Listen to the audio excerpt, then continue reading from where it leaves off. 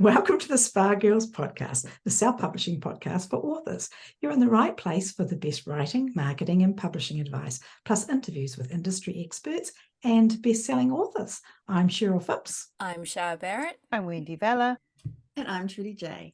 And I just want to say, Cheryl, that you read that so beautifully. I feel like you could have been a news reporter. She still could. Never too late. There's nothing is too late. Nothing is too late. I'd watch her on the news. A nice tone to her voice. Yes, I cringe every time I hear myself. I sound like, I've had 50 packets a day, bottle of whiskey, and I'm talking, but she was loaded tone. All right, we don't need to do a podcast on the podcast. True. Beginning. Anywho, so right. this week is the week of the new year. I don't know if it's quite the new year when this goes up, but we're approaching it. Happy New Year. The plane is about to land into 2024. Yes, exactly. And so with that plane analogy in mind, we thought, I'm not even going to go there, but we thought we'd give you 8 awesome tips for a great New Year kickstart. Little things, big things, stuff that you can do that will jumpstart you into an amazing 2024. None of which cost money, just saying. Oh, yeah, it's a good point. It's a good point. It's a good thing because you just spend it all. Yeah, we're all still recovering. Yeah. I know I put on a few pounds, but hey. Anyway, so who wants to do the first one? I think maybe it's Cher. You've got the very first one. Yeah, well, my first one, I think, just sets the tone, really. Make sure you know what you want for 2024. So what is the goal? What is the outcome by the end of this year that you hope to achieve, that you're going to do your very best to achieve? So, there's so many things that could go into there. It's like a big pot of things, tools and experiences and all that you can throw into. But what are you going to get out of it at the end? Yeah, that's awesome. And there's one thing, because we just did a planning day yesterday, and I was one thing I'd add to that is that don't try and do everything. It's kind of like what Sarah Cannon talked to us about with the whole HB90 thing. It's like, know what you want, but don't make it everything.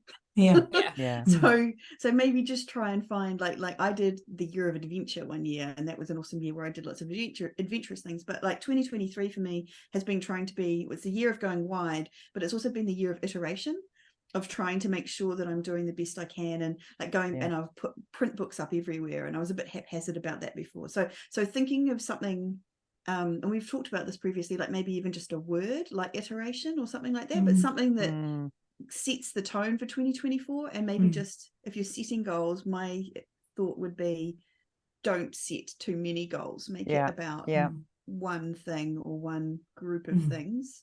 And write it down. Because it might be fresh to you now, but in 3 months' time, when you're getting distracted by all the things, all the shiny things, it's really good to come back to that written down. Or when you get to the end of the year and go, what was I supposed to do this year? I know there was something. I think make things simple too, don't overcomplicate. I mean, I think easy. It's so easy, right? There's just so much noise out there and so many new shiny ways of doing things. Just find what works for you and stick to it and fine tune it and get it right. Fine tuning's massive, and it's try things, don't get me wrong, try things, but not at the detriment of you actually getting your work done. I think there are easy tools for procrastination. So focus, fine-tune down what works for you, and try and stick to that and do that to the best of your ability before you then shoot off with the shiny new toy. And knowing what you want means that you can use that to kind of, does this fit in with what I had planned for this year? Does this, no, it doesn't. Okay, I'll put it on the list for next year or something, Don't be hard on yourself if you don't get it all done. Right. I want to do it all. I want it now. What have we got next? Have you got a list, Trudy? I think, haven't you? I have got a list, and the second one is reverse engineer it. And I think again that was one that Cheryl came up with. So I want you to talk to that first, Cher. Well, I actually had a couple of examples. So if you want to earn more, Are you going to learn ads to do that? Are you going to hire someone to do that? Are you going to put up more books? You know, what is it going to take for you to earn more, and things that you can comfortably do or achieve? So don't make it so big that it's just, you know, like you can't get your head around it, or, you know, you can't afford to hire someone. Or these things you have to take into account whenever you set a goal for yourself. Is it actually achievable? Yeah. Yeah, that's good. And the other thing I had for that too is if one of the reverse engineering was to be more prolific, then perhaps you're going to need to schedule some writing time and make sure that you adhere to that. So yeah, 100%. Again, it's just actually fitting it in for the time that you have available to you as an author. Yeah, those are both really good examples. So so if the goal is more generic or bigger for 2024, this is the specifics, right? Yes. The reverse engineering is these are the actual tasks that I would like to do, that I need to figure out to be able to do that. Are there any other examples? Have you guys got things that you kind of like? We've talked about reverse engineering in terms of like, this is how long it takes me to write it, this is how long it takes the editor to do stuff, and kind of working out a plan. But this is not quite that. This is taking the idea or the iteration. For example, for me in 2023, it was, I needed to figure out how to do a print book, and I needed to redo all the front and back matter to be more generic for the other platforms. I couldn't mention Amazon on the Kobo files and things like that. So then my list became redo all the front and back matter and get the cover, make sure the covers was right, you know, all those kinds of things. And that's what we're talking about with the reverse engineering. Is that right? Yeah. And we've also done an episode on reverse engineering a bestseller as well. And you could apply that to your own book as well. If you look at your books, if you publish more than one, look at what's selling the best and work out how that book is different to your other books. You know, is it the publication order? Is it the subject matter? Is it, you know, the keywords and category, all of that kind of thing. It's good to look at to use this tip for also reverse engineering what's working for you as well. It's I think a lot of the time we're focused on what's not working, but look at what is working. And it might not even be a book. It might be when you write, or it might be what particular writing tool or advertising method you use. Do more of what's working, and don't spend less time trying to make what's not working work. So look at what's working. So it's like looking at the data, looking at what you know, looking at data doesn't lie. I don't know. There's what's the saying? Statistics. That's statistics though, but data, sales data. At the end of the day, all that really matters in terms of doing this as a income, whether part-time or full-time, is how much money you're making, right? So you got to look at the income. You know, you can be swayed by all kinds of things, but it's the cold hard numbers. Yeah. And do you know what, this is something, and I wanted to point it out, what we've had, this is a discussion we were having the other week in the Patreon Facebook group, is someone came up and said, oh look, I don't know what I'm doing wrong, my book's not selling, whatever. And we were able to kind of help her and actually talk through some ideas and figure out some things that she could maybe do to iterate and, you know, help with that. So if that's something that you're thinking about, that maybe consider looking at the Patreon and consider joining us in that Facebook group, because it's something we can actually help with. So just putting that out there. All right, is that everything we have for reverse engineer it? Like, is that like just looking at definitely look back at the podcast too. Yeah. Like anything, you know, like if you're not sure, like if you say I want to earn $1 million in 2024, but you've never even published a book, be realistic. It's not an awesome thing to try and reverse engineer. But it's so I just wouldn't even know where to start with that.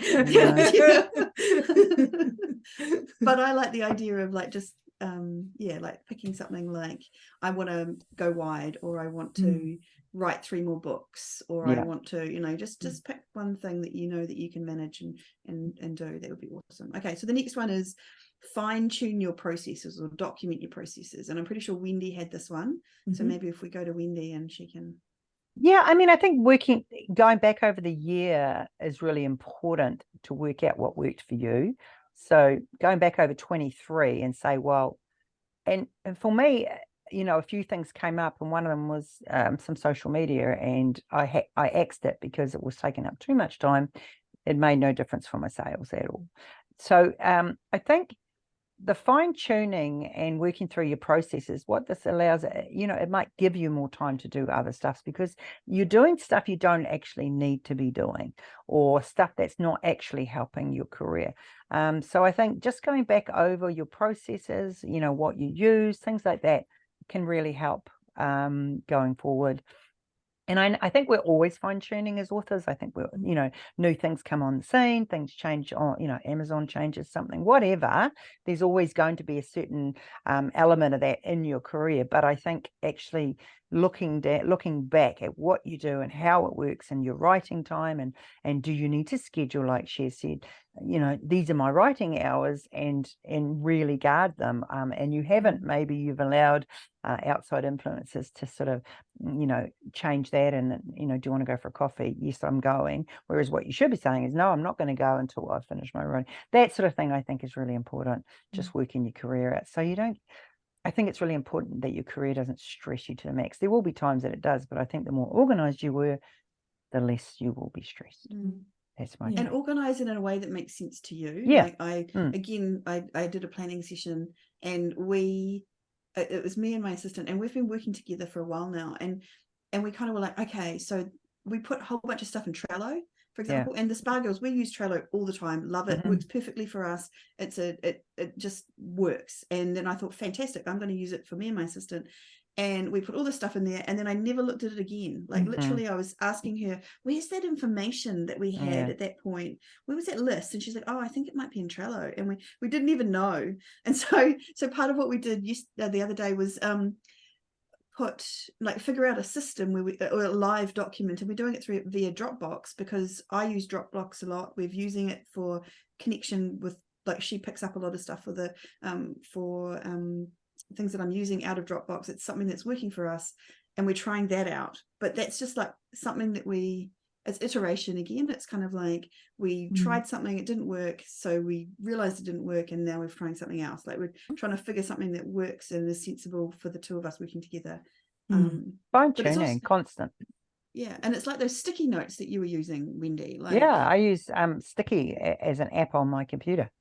And it's been life-changing for me, because I don't like to have to go to my diary every 5 minutes and look at it, or I don't like to have to, whereas I just open my computer and there's a whole list of sticky notes on there. Boom.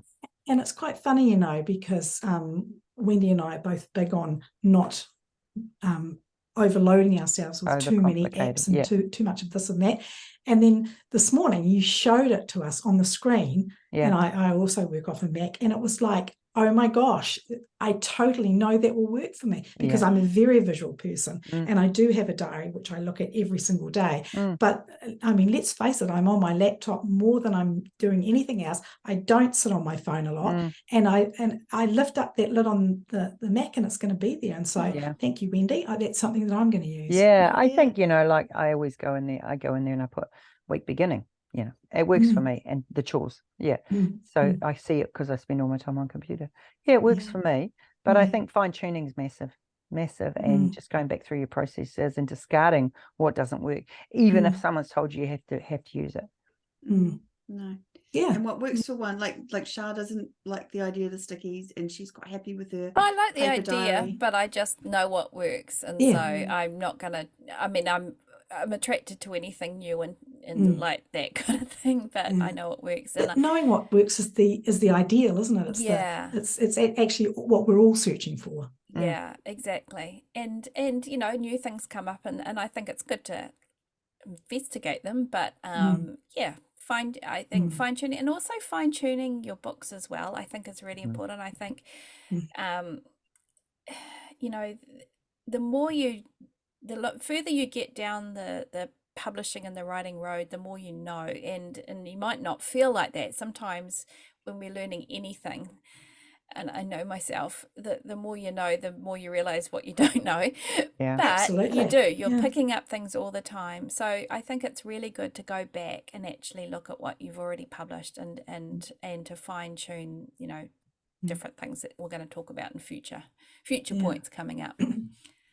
The processes thing is something that like I think we think about fine-tuning books maybe, or fine-tuning our writing, but sometimes we don't think about fine-tuning the processes, like fine-tuning how we do it. It's that I love the idea of kind of it's the knowing how long it's gonna take you to do something, timing yourself.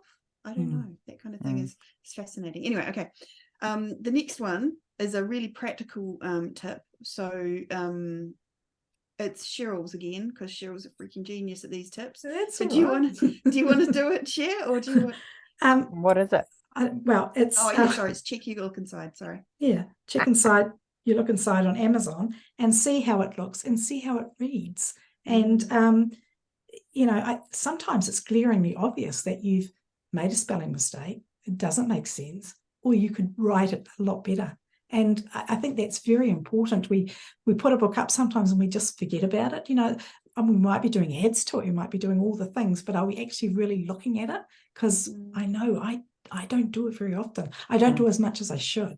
And I think by looking inside, you will see immediately, like if you looked at it from a reader's point of view and not from you as the writer, you wrote it, you know what it says, but can you make it more enticing for a reader? I think 9 times out of 10, you're going to be able to do that. And it's actually quite an easy fix. Yeah. Yeah. And that's something that we, I know when I first started, I was like, we went to that RAM in 2019, actually. That was not even when we first started. And Laurelin Paige talked about changing your covers. And I was like, what is this magic that she talks of? And the idea that it wasn't set in stone once it was done, once it was there, you could change things. You could change the cover. You can change the first chapter. You can change the stuff that's on your look inside. And if it's been up for a while and it's not doing doing as well as you were hoping it would be, maybe something as simple as changing that is going to be what steps it up. Absolutely. We had Laurelin on the podcast that is still absolutely as relevant now as it was then, and so I'm going to make sure that we put a link to our reverse engineering podcast in the show notes, but also the Laurelin Paige podcast. If you're on your podcast app, you just search for that under our show, just put in Laurelin Paige, but it's super smart well worth a listen. Yeah, and it is. She's a constant fine tuner. I mean, really, it's like an engine, isn't it? You still need to keep it well maintained, and it's no different for your books. Yeah. What's the next one? Trudell? Trudell, it is Get Your Newsletter Humming, which I believe, Wendy, Humming, like was yours, like a Ferrari engine. Yes. Yeah, I mean, I think by that I mean, also just go into your list and get rid of all the unsubscribes and the cleans, do whatever provider you're with, go in and clean it all up. That's huge. You don't want those unsubscribed hanging about in there. Not unsubscribes, and people who aren't opening, maybe. Yeah, but also if you're with MailChimp, you're paying for unsubscribes, right? Just think tidying up your list, right? You're looking at me blankly, people. Oh, because I'm with MailerLite and we don't. You guys are different. We don't pay for that. No, fair call. Yes, yeah, you do. It's a if new you're thing. with on MailChimp, then you should change. I was going to Google it right now. Do you pay for your unsubscribed unless you archive them? And you do. Yeah, so you archive them. I wouldn't actually delete them. Well, I think archive it is them. important to archive them. Yeah, and get them off the whatever you're paying for, because boy, those fees can go up no matter what provider you're with. Archive them. So anyway, that's the first thing. I would check your autoresponders, like all of that side of it. Are there any mistakes? Do the links all work? Sign up here for your bonus news, content or whatever. All of that. It doesn't hurt to go through and check all of that. Is everything relevant? Is everything. And then I would plan out what you're gonna what avenue you're going to go down with content this year. How is that going to work? Is there going to be a theme, or are you going to each month, how often are you going to send your newsletter? All of that sort of stuff. I think we just have a newsletter, we pop it up and we chuck it all in, but we don't look at all how it operates as well as we should. So I think that's important. I have 2 suggestions. Like, one is, so for example, Wendy's newsletter, she does this great thing. She's quite funny. And it's a little bit of the funny humor that she has in her books as well. So it's a reflection of that. But she talks about Mr. V his desire to have the mugs in a straight line in the cupboards, and how Wendy is the one that comes along and makes them crooked again, and it You got to messes with keep them on him. the toes, mate. You know? And Buys them a different colour. Yeah, I do deliberately. I put clear ones in the other day, nearly had heart attack. So, but those are funny stories that are really engaging, and but they make make them people personal connect to with you. If you're not someone who writes funny or does funny, then just do something else. Yeah. There are a lot of options for newsletters, but I think we tend to are always rushed. So we're just like, oh, just chuck that newsletter out. Yeah, you don't. It's not something you forward plan, is it? A newsletter, you kind of get to that stage in the week, and it's like, oh my gosh, tomorrow I need a newsletter. I mean, I decided to write 2 stories in my newsletter this year, and each. I'm just like, well, who does that? Crazy person. That's who does that. Crazy person. But okay. So maybe the other thing I want to say is that to make it easier to get over that kind of, oh my God, I've got to do my newsletter, is what I've done is created sections, and we've done it for the Spargo's podcast one too.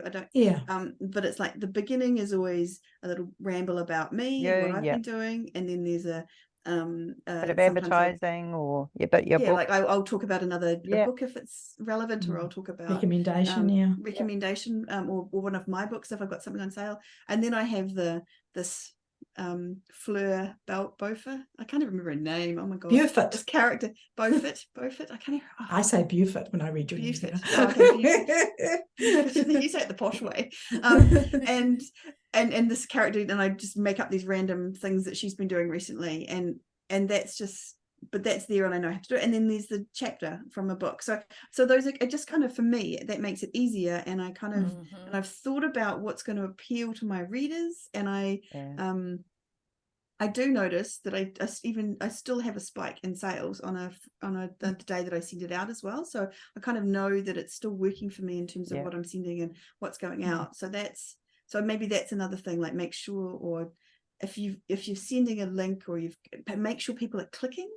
And if they're not clicking, maybe iterate it or figure out why they're not clicking. I think that's really important, because if you're doing something in your newsletter that requires somebody to click, I especially know with MailerLite, it's so easy because you get a report. So you have a look. It's not, some people get really thrown by data and statistics, but it's a very quick, easy little check.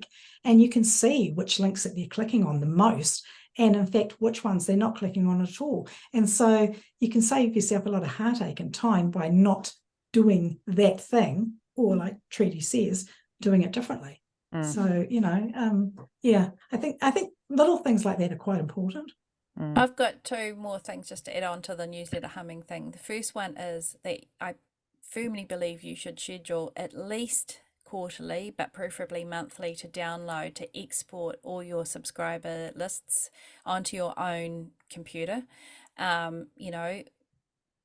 Unlikely, but you just never know what's going to happen to a mail provider, no matter who it is, and if your account gets locked out or whatever. But you own the people on your list, the names of the people. You don't own the people. You know what I mean. They're their own people, right? But they are allowed to do their own lives, right? Yeah. But for those who I work for, I absolutely download, and I have a monthly reminder on the first of the month. I download, export, and it takes literally 2 minutes to do, and it's well worth it. And then I just file them away, name it, for example, January 2024 as at. I also download the unsubscribes, and I download,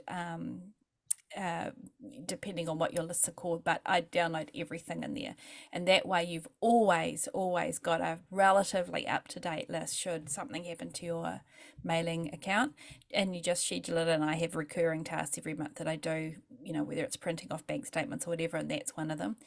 And the second thing that I would remind everybody is that people are coming to your newsletter all the time at different stages. And I think it's easy when you've been having your newsletter for a while as an author to think they've heard it all before, or they understand what your books are, or they know your different series, maybe older series.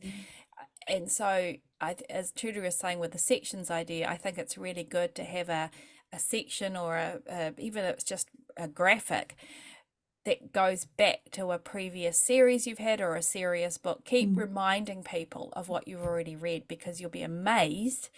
you could be sending that newsletter out for 5 years, and the person might have been receiving them for 5 years, but at some point they're going like, oh, I didn't know you wrote that. Never assume that people are following your entire journey linearly. Or that they open That's a every good single point. email, right? They might open 1 in 5 Exactly. and they've missed all the others. Yeah. Mhm.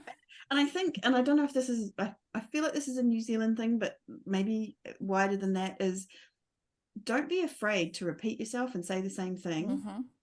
And don't, and like you're saying, don't assume, but also don't be afraid to send them. Full stop. Like, Yeah. I remember when I first started sending them out weekly, I was like, oh, maybe they're gonna feel like I'm sending them too much, and oh, it's going to be a problem. But no one has ever complained about that. Like, no The one. thing is, if they don't like it, they'll unsubscribe. Yeah, exactly. And if you had a huge amount of unsubscribes every time, then maybe they don't want to hear from you that much. Yeah. But if it's only just a few, you're going to get a few no matter who you are. Yeah, exactly. Don't take them personally. A newsletter is a living thing. There's always going to be new people coming on, and there's going to be people dropping off, and that is normal, natural way of life. That is, you don't need to make it a personal thing every time someone comes off. And the other thing I wanted to say is we're afraid of being ourselves. Sometimes, like, we're afraid of kind of putting ourselves into our newsletter. Putting ourselves into our newsletter. And I do think that the ones that are most successful, that I like the most, are where the author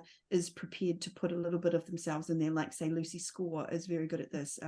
Penny Reid is very good at this. KF Breen is really good at this. They're all very different personas, but they're not afraid, because we do talk about branding and how you kind of, you want to have an author persona and things like that. And that's, I'm not saying don't do that, but I'm just saying within that author persona, find a way to be a bit of yourself in there too. Like, don't make it all about this fake person that you've created, because I do think that people prefer that, or want to connect with the real person. They don't really want to connect with this. They want it to be personable, don't they? They want to have some sort of connectivity. And you don't have to put all your secrets in there. No.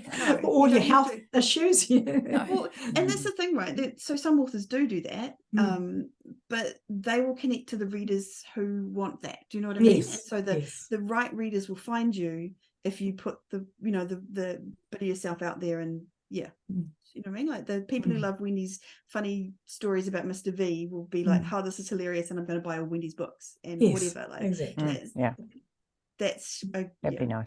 Don't be afraid to put a bit of yourself in there. Yeah. Okay, let's move on. I feel like, have we finished that one? Yes. Yep.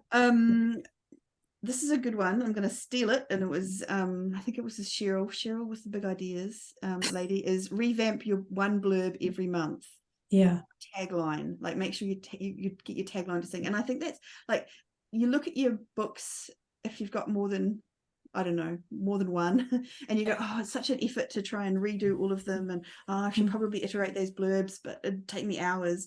But just go one a month, like one a month. And actually, it's not just about redoing that blurb, it's also about good practice for you, right? Like, I just think every time you can practice writing a blurb for someone else is awesome, or for yourself, but also other people. But it's good practice for you to get better at writing your blurbs for your own books. Like, that's and not making it overwhelming. So doing it once a month is genius as well. So, and I can say it's genius because it wasn't my idea, it was Cheryl's idea. So I'm not well I just meant that, if you want to, like, if you've got a few books, it's just so much work, so much pressure on yourself. So if you broke it down to, like, let's have a look at this series, and we'll start with book 1, and we'll do that one this month. I mean, if you've got more time, obviously do them all, but don't think I've got to do all my books right now, because that they've done all right so far. Look at the back of Cheryl and see how many books that would require her to do. Yeah, that's a lot of work, and you just nobody needs that pressure. No. But one a month is doable. It's right? doable. And they're going to read that. And on the strength of that, they'll buy the book. So really, it's vitally important, right?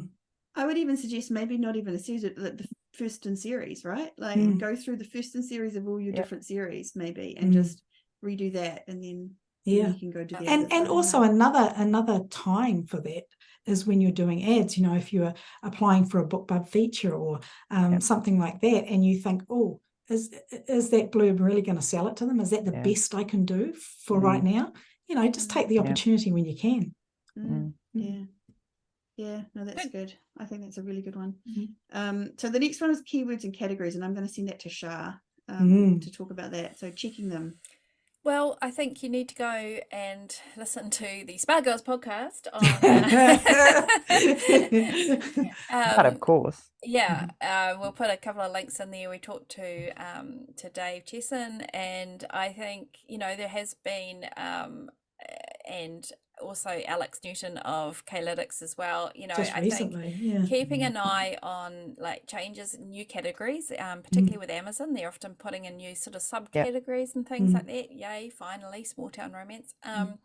And just make sure, you know, it has changed. You know, in the old days, you'll see a lot of, including on our website, probably, you know, the advice that you could request up to 8 categories. Well, that's gone burger. So with Amazon, it's now 3. And just really make sure that those keywords are still relevant to the current book market, I would say. Obviously they have to fit your book, but just check those. And again, not dissimilar to the blurbs, is you don't have to, and I wouldn't recommend you change them all at once, I think. But pick a book a month kind of thing, depending on your catalog, or a series a month, and just check everything. Because again, when you're further down the track, you can sometimes go back and think, oh no, that's not quite there. So and also sorry to say Shah, but it's actually was 10 categories. It was 10, beg your pardon, that's right, we're allowed. But you know, the school of thought at the moment is that if you had the 10, is that you don't necessarily have to change them, but I would still want to go in and have a look at what you are in, just to make sure that they are really relevant, that they will put you in the top of the game, you know, of the best categories for your book. And we've actually got a link that you can do that to check on, which Shah might put in the notes for you too. I know that Dave Chesson on Kindlepreneur used to have a widget thing that could do that. Does he still have that? That's what I'm saying. We've got a link was to what that. the one you were linking to. Okay, that's cool. Because that's talking of Dave Chesson and Kindlepreneur. Like, I went into Publisher Rocket yesterday, day before, whenever, and I just reminded again how useful that is for keywords. And it was not just looking up a keyword, but also, like, if you put one word in, it will give you a list of the similar phrases. It's telling you how competitive that is. So sometimes one word can be really competitive, and maybe you should consider another one if you're just starting out, for example. And there might be a better phrase that's slightly less competitive but still has a lot of people searching for it, and you can find all of that out on Publisher Rocket. So if you can possibly manage to squeeze that into your budget, I would suggest it's a useful thing for keywords. And also trying to figure out where you belong. Like, honestly, you go in there and you can click on a button and he will take you to all the books that are in that category, or it can shows you what the blurbs are for those particular books. You know, like, just there's so much information, and it's just helpful for when you're doing research into your keywords and categories. I would suggest don't do a single word unless it's like a really powerful word. I would usually try and do phrases. Definitely for keywords. And one thing is another Laurelin Paige thing from back in 2019 was that I remember her saying she changes her keywords periodically, not because she hates those particular keywords, but because sometimes it's just bringing it to a fresh audience. Like, maybe she's, you know, like, she's trying to refresh things up to try and find different audience. So maybe that could be as much as but that. not change them all, I think. Maybe just change one or two at a time. Just to see. I mean, I don't know if it would work necessarily, but it might just be something that refreshes up a book that's been out for a few years, and give it a go. Cool. Okay. What's the next on the list? No. Alrighty. The reverb keyword. Okay, so I think we're on to the last one. Cool. So it is Shah. Go forward. Keep moving forward. We've talked about the sunk cost fallacy on previous podcasts. I'll put a link in the show notes again to an article on it. But I think sometimes we've seen authors get stuck on trying to rework or to try and breathe life into particularly a first book or a first series. And sometimes it's good to just keep moving forward. I think or you spend all your time maybe advertising that only book kind of thing, you know, and I think it's keep moving forward. Wendy, I mean, we all preach this, but Wendy really always takes a point of hammering home that this is a long game, and to play the long game, you've got to have more than one book, more than one series, or a bigger series or more books in a series. Because once you do that, then it just opens up the world of new readers and possibilities, and making your advertising have a good return on investment. So I think it's really important to keep moving forward. And I totally get why it's easy to want to make something, keep polishing something, or to try and figure out why that XYZ isn't working. And reflection is important, but at some point you've just got to keep moving forward. Yeah, agree 100%. Yeah, if you spend time reworking the same thing over and over again, you're not getting any new works out there, and it does matter. And you How many books learn you have does every matter. time you do something new, kind of thing, you know. So it's like those people who keep polishing the first 3 chapters. Yeah, Never finish the absolutely, book, right? totally. We've all been there, right? All been there. The Oh my folders gosh, full yes. of them. So, Folders full. so finishing one book is awesome, and puts you in this, you know, exclusive category of people who've actually finished a book. But actually, then it's the next book, and then it's the next book. Yeah, and it is. Yeah. It is. Yeah. But enjoy the moment of finishing your first book. Absolutely. Oh, I was just going to say that. totally. Embrace it. Yeah. Embrace it, Don't enjoy just it. jump into the next book. Just, you know, yay.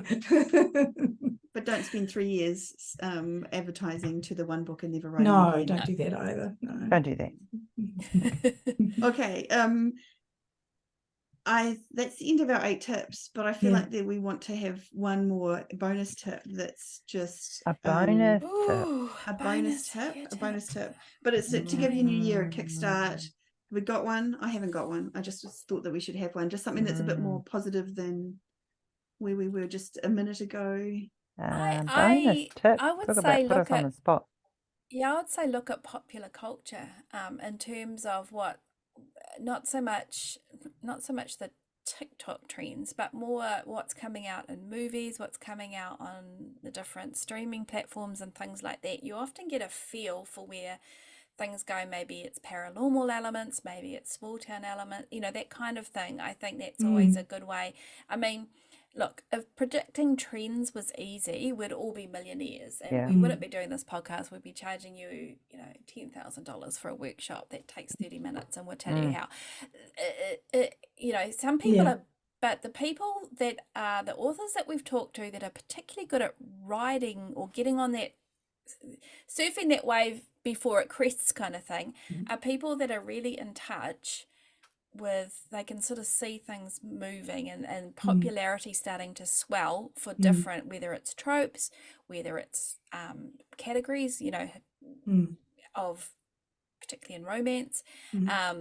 So I think it's, you know, it's fun to not do really research. talking about, you're not really talking about switching genres, are you? No, you just you kind of, because you can bring in those elements, you know, and it can often translate to cover trends as well. You know, if you look at, for example, the Bridgerton series, and that's very, like, really bright, and traditionally, you know, Regency covers, particularly the traditional ones, were sort of more muted tones or sort of paler, and so, you know, you'll see covers now for Regency romances tend to be really bright, and the dresses are not your typical what you'd expect to see in, for example, Regency, the real Regency times, but now you'll have the bright pinks and the, you know, that kind of thing, and it's a subtle, even the illustrated cool covers are now starting absolutely to cover into that kind of Regency. thing. Many of them now just have flowers on the front, you know, instead of couples. It is. It's a changing industry. So I think it's good to, and I mean, that's a fun part of it, isn't it?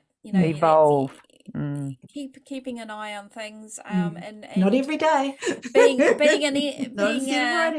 being a receiver of others' entertainment, I think, is just as important as the person that's writing it. Good one. Yeah, I like that. Okay, awesome. Well, that's another episode done and dusted, I feel. And happy 2024. Yes. To everybody. It feels weird saying that. Yeah. Just saying. Feels I like like doing it every I'm year. really excited about 2024. I love that number. Yeah. I was just going to say that 20 and Nice. 24 are good numbers. Nice even 2023, no. Mm. I like even numbers too. 2024, it's going to be a good year. Yep. Good vintage. I'm Yeah. excited. Yes. I Yep. think we're all going to have amazing year. So Mhm. I want Gonna to be We all look mouth. forward to sharing that with you. take a deep breath and Yeah, and where can and we be soak found? up the amazingness. Yeah. Yeah. So where can we be found? Sorry, We can Lindsay, be I found at talked over you. spargirlspodcast.com Great. and come and join us on our patreon.com/Spargirls podcast if you'd like to take part and join our community and even book a coaching call with us that we do once a month and we will help you at whatever stage of the writing or author journey you are. Yep. We particularly enjoy working with people that are starting out because hopefully we can use our knowledge over the more than 8 years that we've been doing this and publishing. I think we need to do another head count, but I think a combined publishing of probably over 160 books by now, and to just help guide you on your journey in the best way that works for you. Awesome. Good. Awesome. Well, thank you all for joining us for another episode of the Spargirls podcast. We'll see you in 2024. Bye. Keep Bye.